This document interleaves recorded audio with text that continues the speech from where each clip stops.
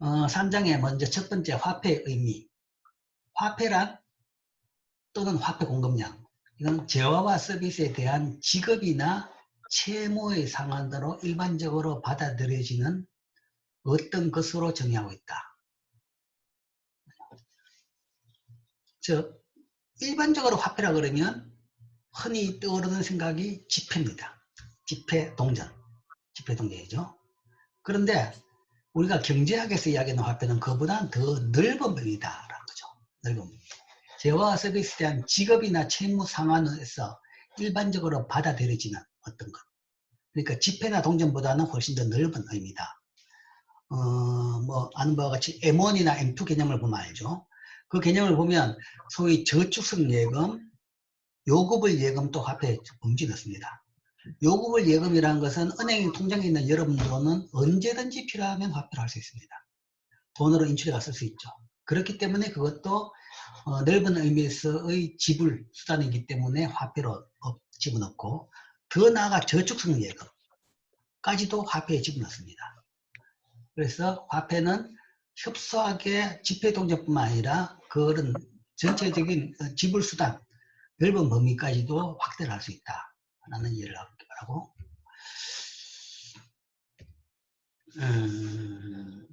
그렇지만 이제 여기서 중요할 게 화폐는 다음과는 구별해야 된다. 부, 소득. 화폐는 저량의 개념이다. 그러니까 플로우가 아니라 스탁이라는 이야기죠. 플로우. 저량 개념이고, 부도 저량이죠. 근데 또 소득은 유량입니다. 소득은 연봉, 월급 그러죠. 주어진 기간 내의 소득입니다. 부는 저량이죠. 재산이죠. 재산. 화폐하고 부하고 소득은 다르다는 이야기죠. 자, 우리가 이제 화폐라고 할 때 화폐의 평상용어가 돈이죠. 돈이라는 용어를 쓰다 보니까 굉장한 오해를 많이 일으킵니다. 그래서 여러분들이 시청했던 앞에 동영상으로 봤던 그것도 책의 번역이 돈의 지배, 현금의 지배, 금융의 지배, 똑같은 머니인데 번역판이 3개로 나옵니다. 머니에 대해 가지고 돈으로 번역하기도 하고, 금융으로 번역하기도 하고, 화폐라고 번역하기도 하죠. 자, 돈이라고 그러면 물론 머니도 마찬가지인데 굉장히 여러 가지 용도로 쓰집니다. 자, 우리가 흔히 너희 집에 돈 많냐? 라고 하면 그거는 너희 집 부자냐는 이야기죠. 부자라고 이야기하면 그거는 부죠, 부가 많냐라는 겁니다. 부를 많이 가지고 있느냐. 그러니까 화폐를 부로 생각하는 사람도 있습니다. 또한 너 돈 많이 벌어? 너 돈 많이 버냐? 그렇게 물으면 그거는 소득 많냐는 이야기입니다. 돈을 많이 버냐? 소득이 많냐? 월급이 많냐? 연봉이 많냐라는 거죠. 아니면 자영업자 하는 사람 같은 경우에는 한 달 매출이 많냐? 아니면 한 달 이익이 많냐? 이런 것을 또 의미하기도 하죠. 그래서 돈이라는 용어는 굉장히 다양하게 쓰여집니다. 다양하게 쓰여지고 있기 때문에 굉장히 사람들이 어렵다고 생각하고 잘못 오해를 하고 있는 거죠. 돈은 돈의 따름입니다. 경제학에서 이야기하는 화폐는 화폐의 따름이지 재산도 아니고 소득도 아닙니다. 왜 재산이나 소득이나 온갖 물건까지도 다 돈이라는 표현을 썼느냐? 다 돈으로 측정되기 때문에 그렇습니다. 돈이 회계에 다니기 때문에, 그걸로 측정되기 때문에 다들 이 돈 이외에, 실제 화폐 이외에 다른 것까지도 다 돈으로 생각하게 되는 거죠. 기업에 대해 가지고, 자, 어떤 기업에 대해서 원래 돈 좀 많이 썼네? 라고 하면, 그런 기업에 대해서 그런 이야기를 할 때는 그 기업은 원래 투자를 많이 했구나 라는 이야기입니다. 투자를 많이 했다. 돈을 많이 쓰는 거하고 투자하는 건 완전히 별개죠. 그걸 이제 돈을 많이 썼다는 표현을 하고 생각을 하기 때문에 돈을 가지고 모든 것을 할 수 있다는 오해에 빠지는 거죠. 돈 가지고 사람들이 더 부유해질 수도 있고 소득이 더 늘 수도 있고 기업들이 더 투자까지도 할 수 있다라고 오해를 하는 거죠. 그러니까 이런 것은 많은 이 경제 지표, 많은 이 대상에 대해 가지고 실제 돈이란 것이 거래의 수단이기 때문에 모든 걸 돈의 액수로 나타내긴 되지만 그거 자체가 본질적으로 돈은 아니라는 이야기죠. 그거 두 개를 혼돈하기 때문에 여러 가지 문제가 생깁니다. 그래서 최소한 화폐금융을 알았다 그러면, 최소한 거시경제학을 배웠다 그러면 돈은 돈으로만 생각해야 되는 거죠. 너희 집에 돈 많냐? 재산 많냐? 이렇게 물어봐야 되는 거죠. 돈 많냐라고 물어보면 안 됩니다. 화폐 많냐라는 말을 물어보진 않죠. 오히려 그 표현이 맞아요. 돈이라는 용어보다는 화폐라는 용어를 쓰면 조금 더 명확해지죠. 너 화폐 많이 벌어? 그런 이야기 나오죠. 돈 많이 벌어. 그러니까 소득을 돈이라고 생각하면 안 되는 겁니다. 소득은 소득이죠. 소득이라는 것은 소득을 많이 벌려고 그러면 자기가 뭐 많이 잘 알고 학교에서 공부도 잘하고 그 다음에 뭐 돈이 많은 뭐 적성에 맞는 직장에 가가지고 그것도 잘 회사하고 잘 맞아가지고 성과를 많이 내면 돈을 많이 벌습니다. 그거지 금융을 통해 가지고 돈을 더 많이 벌 수 있는 방법은 없다는 거죠. 즉 화폐는 절약의 개념이고 그냥 교환의 매개수를 따릅니다. 부나 소득이나 여러 경제 뭐 상당히 많은 지표를 돈으로 생각하는데 그거는 화폐하고는 관계는 없다. 그 자체 내 본질적인 부분에서 그것이 결정된다. 라는 것을 가장 명심해야 될 부분입니다. 자, 그 다음 화폐의 기능. 뭐 원론 거시에서 눈이 나온 거죠. 뭐 3대 기능, 4대 기능 이야기합니다. 뭐 3대 기능만 보면 되겠죠. 교환의 매개수단. 첫 번째는 그거죠. 화폐는 교환의 매개수단이다. 이게 화폐 발생 원인이죠. 왜 교환의 매개수단으로 화폐가 등장했느냐? 욕구의 쌍방간 일치 문제를 해소하기 위해서. 그러니까 남는 거 필요한 거 있다. 그러면 남는 거 가지고 있는 사람 필요한 거 뭐 그것이 필요한 사람. 어떤 건 이 물건이 남고 어떤 건 이 물건이 필요한 사람 두 사람이 정확하게 동일한 양만큼 만나야지 거래를 할 수 있는 거죠. 그것이 욕구의 쌍방간 일치 문제입니다. 물물 교환에서는 그걸 찾기가 너무 힘들죠. 너무 비용이 많이 들고. 그래서 그 문제를 해결할 수 있는 일괄적인 방법으로서 즉 거래 비용을 줄이는 방법으로 만든 것이 표준적인 나누기 쉬운 그런 화폐라는 거죠. 그래서 그런 화폐가 있기 때문에 전문화를 촉진시켰다. 전문화를 촉진시켰다는 것은 상대적으로 상업에 대한 비용을 줄인 거죠. 그리고 소위 생산에 집중할 수 있게 한다. 만들어 봐야 파는 게 힘들다. 사람들이 거래가 힘들어 가지고 안 팔린다 그러면 만들어도 힘이 빠지는 거죠. 그런데 뭐 쓸만한 물건만 만들어 놓으면 사람들이 언제든지 쉽게 거래할 수 있다고 하면 만드는 데 치중을 할 수 있는 거죠. 즉 화폐가 소위 분업과 전문화를 촉진시킬 수 있는 바탕이 됐다라는 게 이제 금융의 기능입니다. 그럼 어떤 것이 이 교환의 매개수단이 될 수 있느냐? 될 수 있는 조건들이 쭉 나옵니다. 금방 좀 이야기했지만 먼저 표준화가 용이한다. 거죠. 표준화가. 뭐 대표적으로 옛날 얘기를 따지보면 뭐 금, 은 그것도 표준화죠. 왜 그냥 조개나 소금이나 거기서 계속 안 쓰고 금이나 은으로 갔느냐? 표준화가 용이하기 때문에. 조개나 아니면 뭐 굴이나 아니면 소금 같은 경우는 품질차가 많죠. 품질차가 많은데 물건차가 많은데 그렇기 때문에 금, 은 이전의 상품 화폐 같은 경우에는 물건마다 품질차가 컸습니다. 뭐 그전에 물건 그러면 예를 들어 쌀. 우리나라에서는 옛날부터 쌀이 많았으니까 쌀 가지고 그 거래 단위를 쓸 수도 있습니다. 그런데 쌀도 품질이 다 다르죠. 그렇기 때문에 그런 물건은 품질이 차가 있는데 이 금속 화폐로 간 이유는 금속은 금이나 은 같은 경우에는 굉장히 품질이 균질합니다. 물론 이제 순도도 있죠. 99.99 아니면 99.99 뭐 그런 차이죠. 그 다음 널리 받아들여져야 된다. 가치를 쉽게 나눌 수 있어야 된다. 갖고 다니기 쉬워야 된다. 빠르게 가치가 떨어지지 않아야 된다. 이런 조건을 만족시켜야 되는 거죠.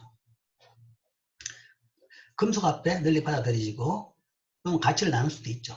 그러나 금속화폐의 치명적인 단점은 갖고 다니기가 쉽지 않다. 무겁다라는 문제죠. 그 다음에 빠르게 가치가 떨어지잖아야 된다.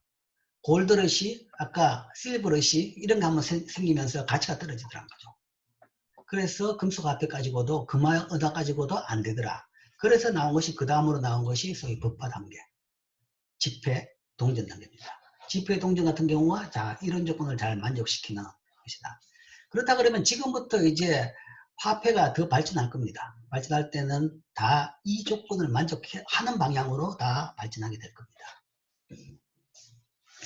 화폐의 둘째 기능은 계산단위죠. 계산단위. 경제적 가치를 측정하는 데 사용된다. 이런 용도로 사용되기 때문에 많은 경제 변수들이 돈으로 화폐로 오용이 된다는 거죠. 재산도 화폐로 계산되고 소득도 화폐로 계산되고 물건 가격도 화폐로 다 계산됩니다. 투자액도 화폐로 계산되죠. 그러니까 이게 또 하나의 기능이죠. 그 다음에 뭐 거래 비용을 낮춘다. 계산 단위로 사용되기 때문에 이런 표준적인 계산 단위가 있기 때문에 모든 경제 활동에서의 거래 비용을 또 낮출 수 있는 거죠. 물물 교환 이외에 또 다른 거래, 기업 간의 거래라든지 뭐 그런 거래에서 비용을 낮출 수 있죠. 또 다른 세 번째 기능은 가치 저장 수단, 즉 시간을 두고 구매력을 저장하는 수단이죠. 그래서 집에 현금을 쌓아놓고 있는 사람들이 있죠. 그런 사람들은 돈을 가치 저장 수단으로 사용하는 겁니다. 일반적인 사람은 돈이 있다 그러면 은행에 예금이 이자가 나오는 은행에다 맡기겠지만, 예를 들어서 뭐 범죄 자금이랄까 뭐 구린 자금이랄까 그런 경우는 집에다 쌓아놓습니다. 그는 은행에 쌓는 것보다는 구매력을 집에 저장하는 게 낫기 때문에 그런 사람은 가치 저장 수단으로 화폐를 쓰죠. 다른 자산들도 이런 기능을 수행은 물론 하죠. 골드바 뭐 또 하고, 아니면 부동산도 그런 기능을 하고, 주식도 그런 기능을 합니다. 화폐는 모든 자산 중에서 가장 유동성이 높은 자산이나 인플레이션식 기간에는 가치가 하락한다. 자, 화폐의 하나의 특징이 이 유동성이죠. 유동성이라는 것은 개념 자체가 바로 화폐입니다. 화폐로 쉽게 바꿀 수 있는 정도를 우리는 유동성이라고 합니다. 그러니까 화폐는 지 자체가 화폐이기 때문에 유동성은 100%죠. 지가 자체가 바로 유동성입니다. 그래서 가장 유동성이 높은 자산이죠. 그러니까 화폐 이외의 수단들을 금이나 은이나 부동산이나 주식이나 채권이나 이런 걸 얼마나 쉽게 화폐로 바꿀 수 있느냐, 쉬운 정도에 따라 가지고 유동성이 높다고 이야기하고 그 중에 당연히 화폐는 가장 유동성이 높죠. 자체가 바로 유동성이니까. 그렇지만 그래서 이제 유동성이 높다는 것은 어떤 장점이냐 그러면 어떤 거래든지 쉽게 쓸 수 있다는 겁니다. 어떤 시기, 어떤 거래든지 어떤 대안보다도 쉽게 모든 사람들이 잘 받아들여져 가지고 쉽게 쓸 수 있다. 그런 장점이 있죠.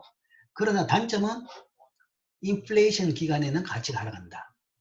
물건 가격이 오르면 화폐 가치는 떨어지는 겁니다. 화폐의 최대적인 거죠. 인플레이션이죠. 자, 어쨌든 화폐의 3대 기능, 교환의 매개수단, 계산단위, 가치저장수단 이렇게 될 수 있죠. 자, 그 다음에 이제 지급결제 시스템의 진화. 이건 화폐의 진화입니다. 화폐의 발전 과정이라는 거죠. 그러니까 화폐라고 이야기하는데 그거 개념적인 걸 생각한다 그러면 소위 지급결제 시스템입니다. 교환 시스템이죠. 교환 수단이죠. 그것이 어떻게 지금까지 진화되어 왔느냐. 뭐 초기에는 아까 말한 대로 뭐 조개를 쓰기도 하고 소금을 쓰기도 하고 뭐 쌀을 쓰기도 하고 뭐 그렇겠죠. 그러니까 상품화폐였습니다. 가치가 있고 쉽게 표준화되고 분할 가능한 상품들, 그런 것들을 썼다. 거죠. 그러다가 이제 상품화폐의 최대 마지막까지 왔는 것이 바로 금속화폐입니다. 금화, 은화까지 발전된 거죠. 그게 이제 상품화폐식이죠. 담배가 이 화폐로 된 것은 이 교과서적으로 많이 들죠. 뭐 포로 수용소 예를 들면서 많이 드는데, 뭐 담배란 것이 이제 그렇게 역사는 깊은 건 아니죠. 그냥 재미로 이렇게 들어가 있습니다. 어쨌든 그것도 일종의 상품화폐라고는 볼 수 있겠죠. 그 다음으로 진화한 것이 법화입니다. 법적인 화폐로서 정부가 통용을 쓰는 화폐.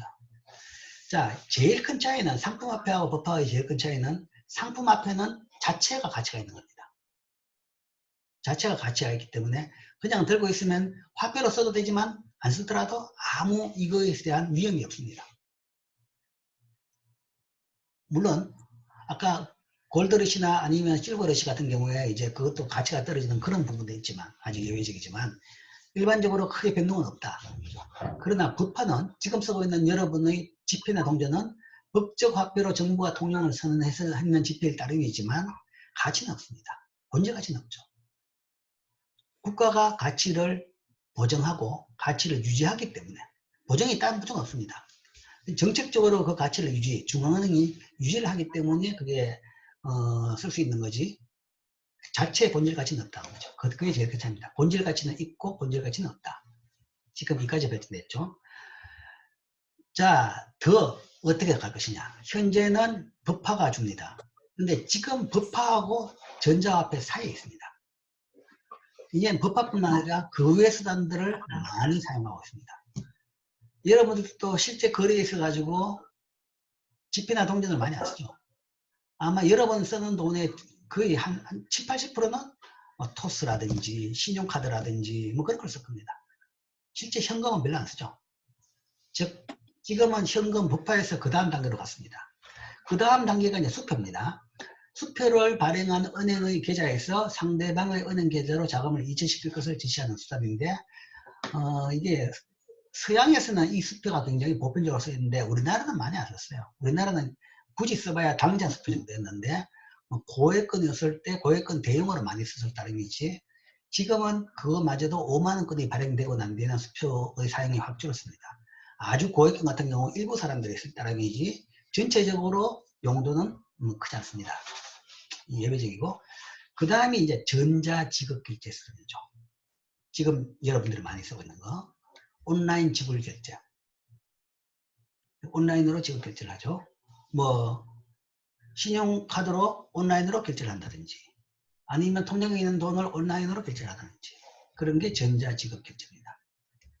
더 나아가서 전자화폐도 있죠. 직불카드, 가치저장 스마트카드, 뭐 이캐시, 전자연금 이런 전자화폐까지도 있습니다. 직불카드는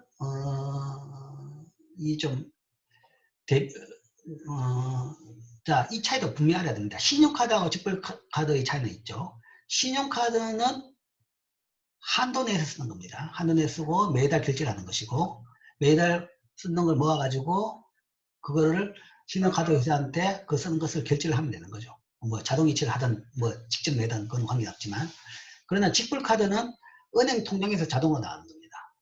그래서 직불카드는 신용카드하고는 다르죠.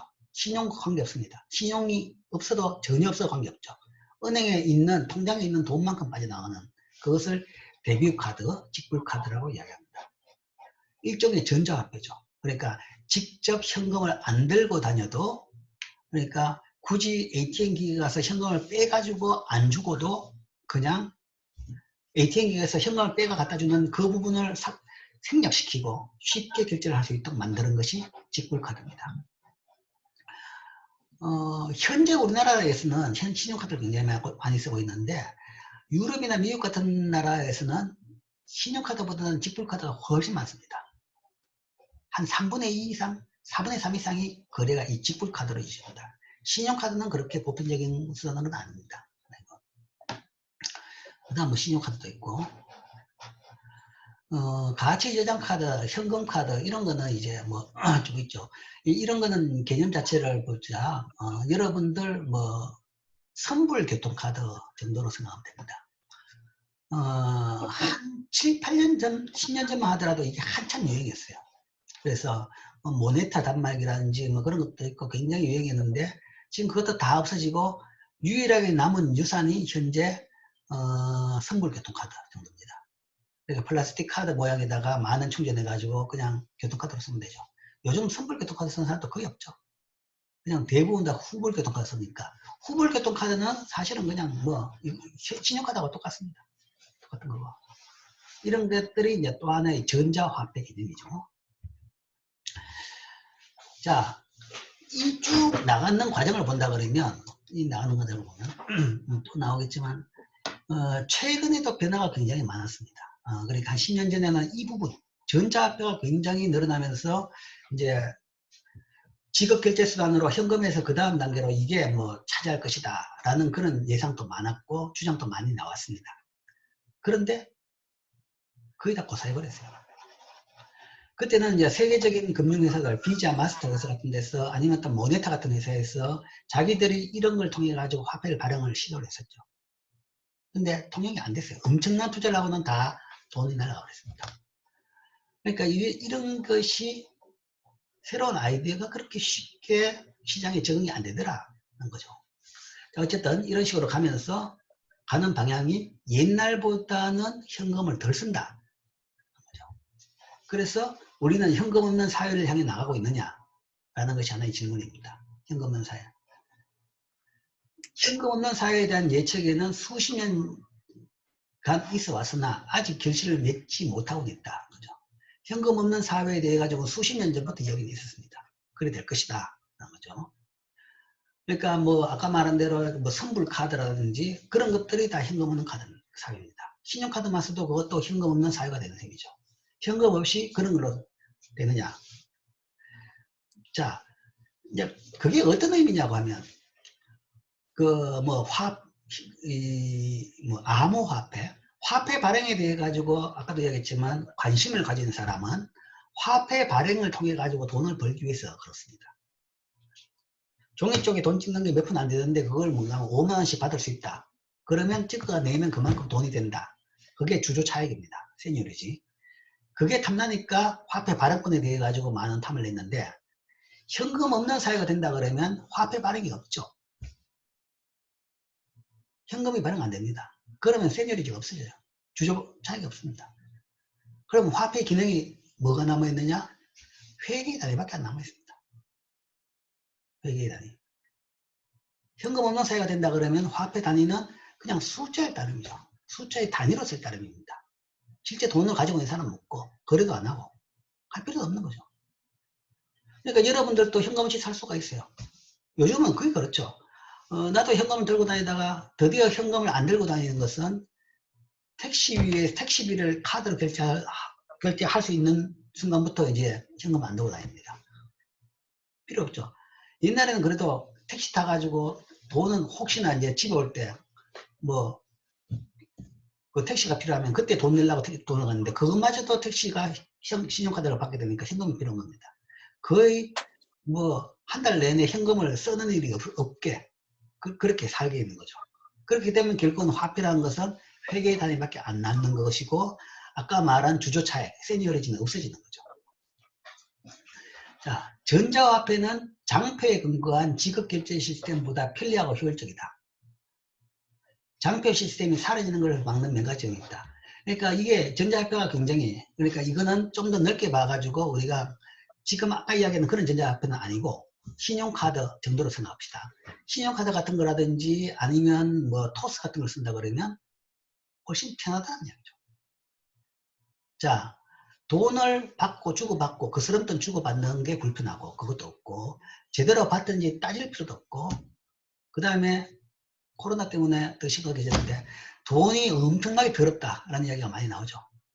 코로나 사태 이후에 돈 받는 걸 기피하는 사람들이 많아졌다 라는 이야기까지 나옵니다. 거기다 균이 묻어 있을지 모르니까요. 그래서 요즘에는 돈을 안 받는 스타벅스마저도 돈 안 받는 가게들이 있죠. 뭐 네덜란드에는 이미 저기 그 카페 같은 데서 돈 안 받는 카페가 거의 한 3분의 2 정도 남았습니다. 거의 현금 없는 사회가 된 거죠. 왜냐하면 현금을 받아 놓으면 또한 가게 같은 경우에는 도난, 강도 우려가 있는 겁니다. 뭐 그것도 다 없앨 수 있는 거죠. 그러니까 돈 없이 현금 안 받는 것이 엄청 편리한 거죠. 편리하고 효율적이고 편리하게 효율적이다. 그래서 점점점 현금 없는 사회로 지금 가고는 있습니다. 가고는 있는데 뭐 이 책에서만 하더라도 장표 시스템이 사라지는 것을 막는 몇 가지 요인이 있다라는 것은 이때 이 책에서 이 이야기 난 것은 아까 말한 대로 선불식 카드 같은 경우가 잘 적응 못하고 도태가 됐습니다. 그렇기 때문에 이게 쉽게 안 가구나 라는 이야기인데 사실 그런 개념은 아니죠. 선불식 카드 같은 경우는 오히려 사람들이 선택을 안 했을 따름이고 그 뒤에 뭔가 신용카드랄까 아니면 요즘 같은 토스 같은 그런 걸 통해 가지고 완전히 거의 굉장히 빠른 속도로 지금 현금 없는 사회로 가고 있습니다. 전자화폐 사용은 확실히 증가하고 의자나 현금은 거의 다 없어질 거라는 거죠. 그게 훨씬 더 편한 거죠. 물론 이제 뭐 나름대로 필요에 따라 있긴 있겠죠. 그러니까 뭐 불법 자금이랄까, 남한테 드러내지 못하는 것은 현금 거래를 할 수는 있겠죠. 그다음 탈세 뭐 그런 차원에서 지금 용도는 있지만 일반적인 사용 차원에서는 현금이 점점점 줄어든다. 자, 지금 이 책 11판이 나왔을 때만 하더라도 비트코인이 굉장히 핫한 이슈였습니다. 이 책 11판이 나온 게 몇 년도인가? 2017년에 나오는데 2017년만 하더라도 비트코인이 굉장히 핫 이슈였습니다. 비트코인은 미래의 화폐가 될 것이냐. 수업 시간에 비트코인 이야기를 하면 학생들이 많이 싫어했어요. 그러니까 왜 비트코인은 안 된다 하지 마라 왜 이야기하느냐, 내 좀 돈 벌려고 그러는데 왜 그걸 말리느냐, 그 소위 꼰대짓 하느냐 라는 식의 반응이었습니다. 근데 딴 게 아니라 뭔가 하면 이 가지고 돈을 못 벌기 때문에 그런 거죠. 벌 수 있는 방법이 도저히 안 보이는 거죠. 물론 이제 소위 도박 차원에서는 돈을 벌 수는 있겠죠. 낮을 때 사가지고 오를 때 잘 팔고 나오면 되는데, 그건 굉장히 위험하고 그 기회를 찾는 건 진짜 어렵습니다. 비트코인을 통해 가지고 그런 식으로 차익을 얻을 수 있는 기술이 있다 그러면 그 기술 들고 주식시장 가면 백전백승입니다. 물론 주식시장에서 돈 벌 수 있는 사람이 잘 없어요. 오를 때 사고 내릴 때 팔 수 있는 사람이 잘 없습니다. 보통 사람들은 반대로 합니다. 내리면 사고, 그러니까 오르면 사고, 꼭대기로 올라 있으면 사고, 그 다음에 저 바닥으로 떨어져 있으면 그때 팔더라고요, 사람들이. 이 인간의 약한 멘탈 때문에 그런 건데, 어쨌든 비트코인은 새로운 개념이 나타났고, 새로운 소위 전자화폐죠. 그리고 이름에다가 화폐, 코인 해가지고 화폐라는 이름이 붙었기 때문에 사람들이 이게 새로운 화폐로 기능한다 라는 걸로서 화폐 금융을 모르는 사람들이 열광을 했는 겁니다.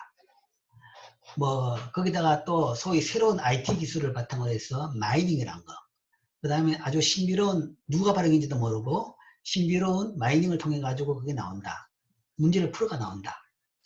그래서 이게 새로운 시대를 여는 새로운 수단이 될 것이다 라는 사람들의 기대를 품으면서 굉장히 히트를 쳤습니다. 그런데 이게 화폐 기능을 할 것이냐에 대해 가지고 아까 화폐 기능을 세 가지 봤죠. 화폐 기능에 우선 교환의 매개수단, 그 다음 회계의 단위, 그 다음 가치 저장 수단입니다. 거기에서 비트코인의 한 기능은 뭐냐? 교환의 매개수단? 못했죠. 비트코인이 교환의 매개수단으로 기능을 하지만 이것도 틀린 말입니다. 물론 상징적으로 한 적은 몇 번 있었죠. 우리나라 내에서도 일부에서 비트코인을 받은 회사들이 있었죠. 그리고 뭐 누가 뭐 세계적으로 유명한 케이스가 처음에 비트코인으로 피자 배달을 결제를 했을 때 결제를 해준 사람이 지금 돈으로 피자 한 판이 그게 뭔가 받은 비트코인 양 액수로 봐가지고는 뭐 피자 한 판이 1억 정도 가치의 비트코인을 받았다라는 경우는 있었죠. 그게 이제 아주 처음에 예외적인 경우였습니다.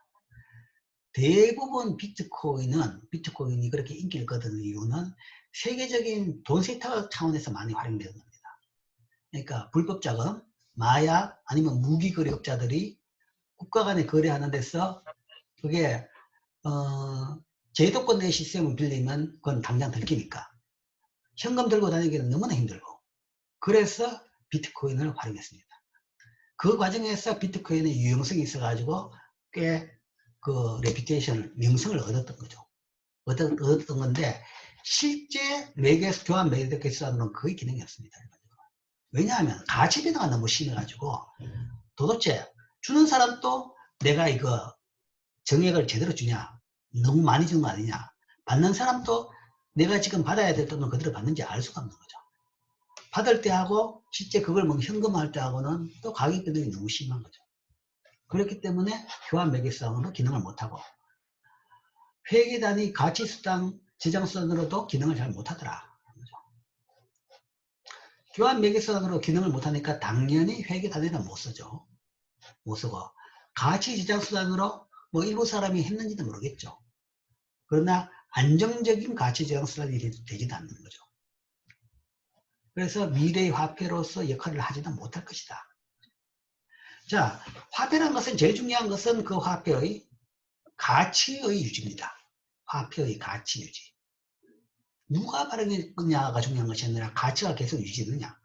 내가 들고 있는 사람이 그 가치가 계속 유지돼야지 그걸 안심하고 쓸 수 있는 거죠. 그래서 모든 나라의 법화는 그 나라 중앙은행이 그 가치를 책임지고 유지하고 있습니다. 그렇게 열심히 해야지 겨우 유지되는데 아무도 관심 안 가지고 유지 안 되는 것. 물론 이제 채굴되기 때문에 어느 순간 채굴 다 되고 나면 가치가 오를 것이다 라는 그런 막연한 가치 상승이 되게 되죠. 그것 때문에 그때 사람들이 붐이 일어납니다. 다 채굴되고 나면 그 다음 더 이상 공급이 없다. 공급이 없으면 뭐 가치가 오를 것이다 라는 거죠. 그렇기 때문에 사실은 비트코인에 대한 수요는 대부분 다 투기적 수요였습니다. 투자적인 수요였죠. 투자적인 수요로 많이 붐이 일으켰고, 그 다음에 어느 순간에 이게 아니구나 싶어가지고 지금 떨어진 거죠. 떨어졌는데 지금도 아닙니다. 지금 결국은 뭔가 하면 그 0으로 수렴하게 될 겁니다. 이게 현재 화폐로 가치는 거의 없죠. 자, 미래 화폐에 대한 이야기죠. 화폐의 기능, 어떤 것이 화폐가 되느냐. 그 다음에 화폐의 진화 단계까지도 봤습니다. 자, 다음으로 구체적으로 화폐의 지표, 통화량에 대해서 보겠습니다.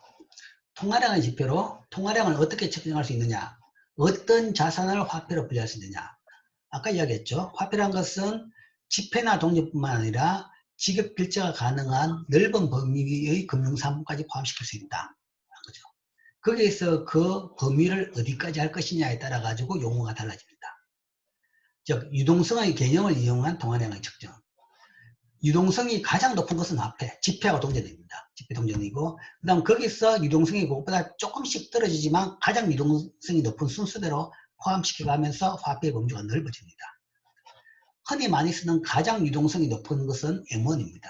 M1은 현금에다가 그다음 요구불 예금을 합치는 거죠. 제일 중요한 개념은 요구불 예금. 요구불 예금이란 것은 소위 우리나라 요즘 용어로는 수시 입출금식 예금이라고 합니다. 즉 통장에 있는 돈으로 언제든지 찾을 수 있는 돈, 전혀 제한 없이 잔액 내에 언제든지 뭐 비용 없이 찾을 수 있는 돈을 우리가 요구불 예금이라고 합니다. 여러분들이 가지고 있는 통장이 대부분 다 현금카드 가지고 이용하는 모든 통장이 대부분 다 요구불 예금입니다. 그래서 그거는 현금하고 거의 동일하죠. 그래서 가장 유동성이 높은 그까지를 합친 것을 M1이라고 합니다. 여행자 수표나 수표 발행 예금 이런 것들이 그 요구불 예금과 같은 개념입니다. 근데 제일 중요한 건 요거죠. 요구불 예금 또는 우리나라 최근 요즘 용어로는 수시 입출금식 예금까지를 포함한 것을 M1이라고 하고, 이걸 가장 유동성이 높은 자산이라고 하기도 하고, 거시경제학에서는 협의의 통화라고 했죠. 좁은 의미의 통화, 그래서 협의의 통화라고도 했습니다. 그 다음 개념으로 많이 쓰는 것이 M2죠. M2는 좀 넓은 의미의 통화, 광의의 통화라는 용어로 썼습니다. 이건 M1에다가 유동성이 M1보다는 다소 낮은 다른 자산, 제일 대표적으로 이야기하면 우리가 소위 저축성 예금이라고 합니다. 요금을 예금 이외의 대부분 은행 예금, 그러니까 정기 적금, 뭐 정기 예금 이런 거죠. 정기라가 붙으면 그건 기한입니다. 그러면 내가 1년 동안의 돈을 묶어 놓는다, 아니면 1년 동안 매달 똑같은 액수를 돈을 낸다라는 약속을 하는 거죠. 약속을 하고 돈을 불입하고 돈을 맡겨 놓습니다. 그런데 이제 약속을 했다고 해가지고 그 약속을 못 깨는 건 아닌 거죠. 필요하다 그러면 깹니다. 깰 수도 있습니다. 깨가지고 그 돈을 인출을 할 수 있는데, 대신에 인출하는 대신에 어느 정도의 비용을 내야 되죠. 그래서 해지에 대한 수수료를 내지만 어느 정도 그런 내는 부분이 있지만, 그러다 해지는 가능한 그런 부분을 우리가 소위 저축성 예금이라고 합니다. M1에다가 그 저축성 예금을 합친 것을 우리가 M2라고 합니다. M1에다가 정기예금, 저축예금 이런 거죠. 그 다음에 이제 굉장히 전문적인 상품들이 많이 나와요. MMDA, MMF 이런 것죠. 이런 것도 나오는데, 어쨌든 중요한 것은 저축성 예금들이다 라는 거죠. M1에다가 저축성 예금을 합친 것을 우리가 M2 광의 통화라고 이야기합니다. 자, 그것이 통화량의 대표적인 지표죠. 뭐 미국 데이터인데 뭐 이렇더라. M1이 얼마고 뭐 각각 항목별로 값이 있습니다. 우리나라 값은 나중에 봅시다. 뭐 그러니까 히베이 통할수록 적고 광해에 통할수록 더 커지죠. 그래서 M1이고 M2는 이거보다 더 크고 그 다음에 M3도 있습니다. 더 크고 제일 마지막에는 L이라는 개념이 있어요. 총유동성, 리퀴디티. 리퀴디티 이니셜로 해가지고 L이라고 합니다. 그래서 그런 값들이 이렇게 쭉 나오죠. 이거 우리나라 값도 좀 보겠습니다. 자, 그럼 우리나라 값을 볼까요?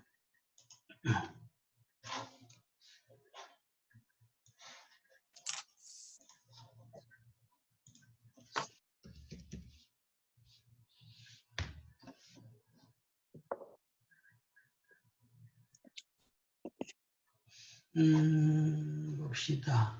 우리나라 값은 이거다나.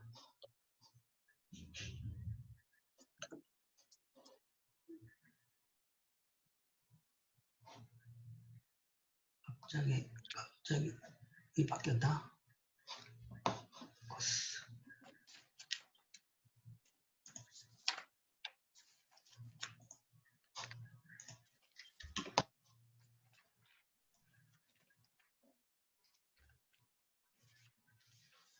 자, 우리나라 통화에 대해서는 뭐 통화를 담당하는 기관이 중앙은행, 한국은행이죠. 그래서 한국은행 경제통계 시스템에 들어가면 다 나와 있습니다. 통화뿐만 아니라 뭐 모든 값들이 경제 관련 값들이 한국은행 시스템에 들어가면 잘 나와 있습니다. 자, 광의 통화 평전으로 봅시다. 평전으로 해가지고 이 연 데이터로 해서 한 20년 값을 볼까요?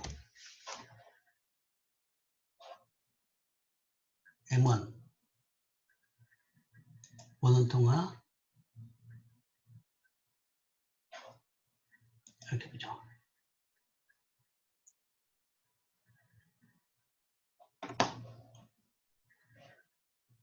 자, 다리는 조언을 합시다. 현재 값을 보면 제일 현재 값을 보면 그러면 이게 낫겠나? 보기가 더 힘드나? 조금 이상하지만 더 많은 값을 볼 수 있기 때문에 2019년 말 2019년 1년 평균으로 봐서 본원 통화는 178조 원.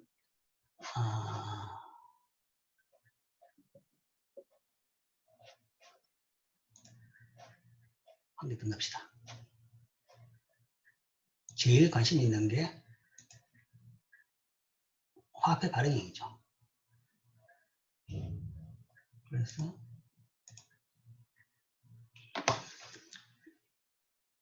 2019년 기준으로 봐서 단위가 조원으로 하면 화폐 발행액이 120조 원입니다.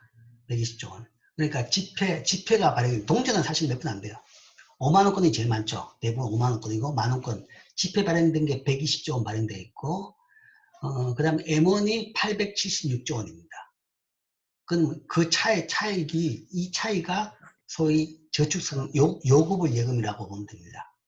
여러분 통장에 있는 돈들을 다 모으면 그게 거의 한 700조, 750조 원 정도. 그 다음에 여기다 저축성 예금을 더하니까 2800조 원 정도가 됩니다. 이게 현재 우리나라 통화의 양입니다. 그리고 이제 과거하고 좀 비교해보면, 자, 봅시다.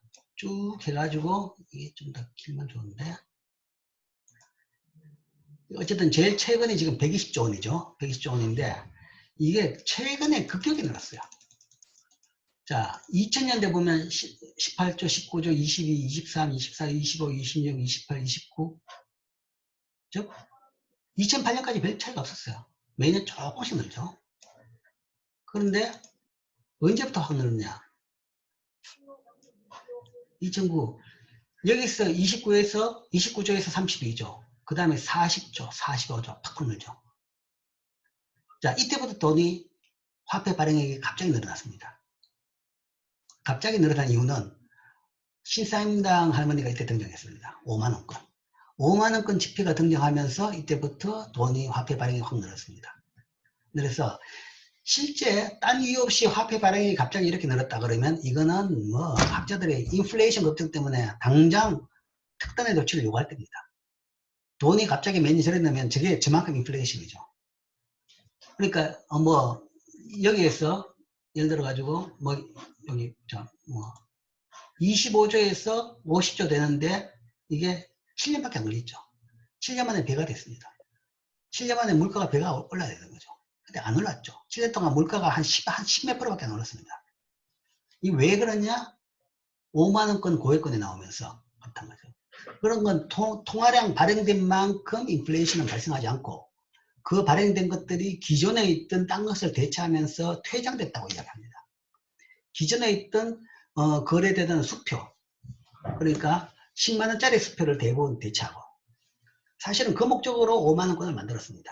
10만원짜리 수표를 너무 많이 쓰는 게 고액권이 없으니까 사람들이 불편하니까, 만원짜리 일정이 불편하니까 10만원짜리 수표를 많이 썼고, 수표는 사실은 발행 비용과 처리 비용이 굉장히 비싸게 들어요.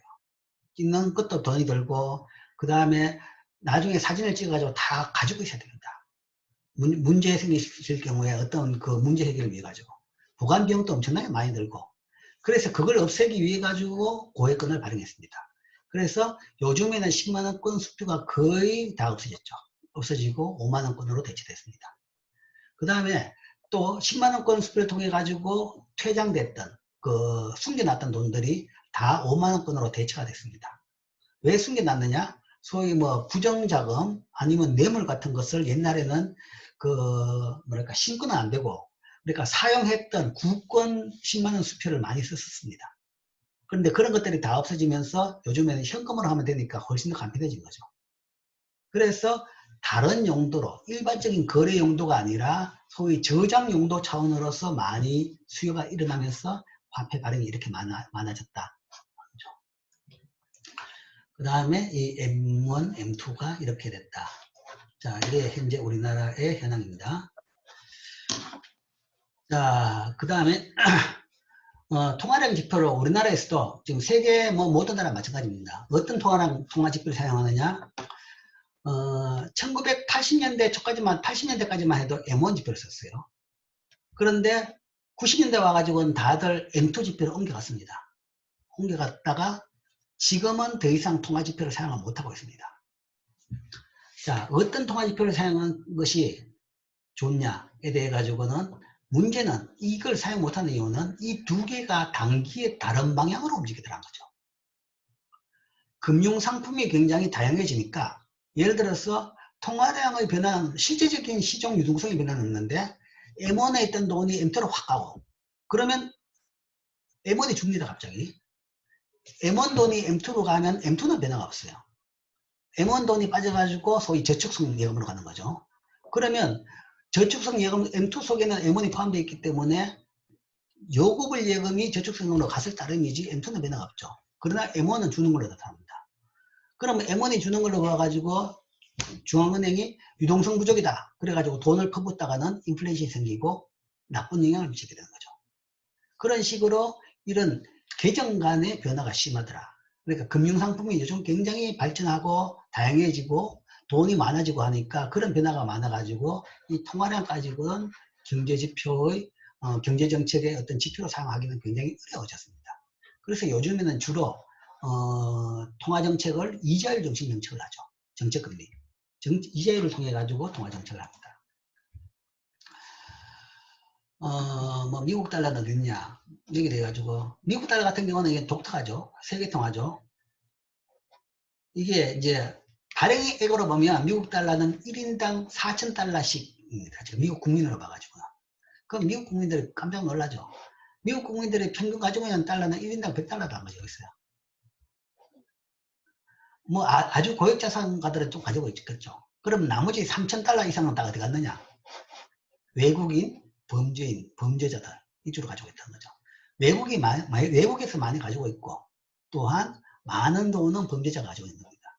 현금이 필요한 사람은 누구냐?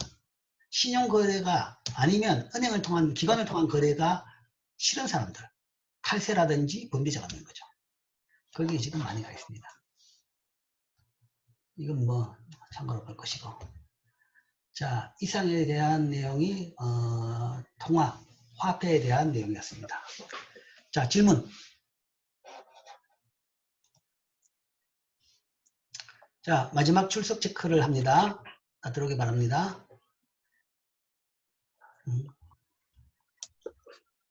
질문 없어요? 자, 오늘은 지각이 많았네. 자, 출석 체크합니다.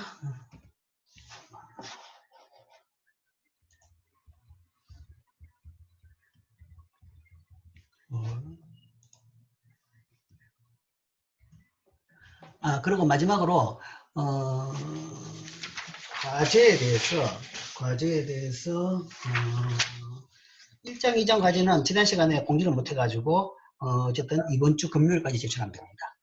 제출하면 되고, 아마 3장 과제는 그러면 다음 주에 하겠습니다. 그러니까 원래 수업 계획표에는 3장, 4장, 5장, 6장을 묶어가지고 과제를 제출하고 했는데, 아마 이거 지금 매주 현재 이런 식으로 수업하게 될 경우에는 매주 내는 걸로 하게 될 것 같습니다. 그래서 1장, 2장은 일단 이번 주 금요일까지 내고, 3장은 다음 주 한 화요일 정도까지 내는 걸로 하겠습니다. 그거는 스마트 캠퍼스의 공지사항으로 올리겠습니다. 자, 질문 없어요? 자, 그럼 수업 마치겠습니다.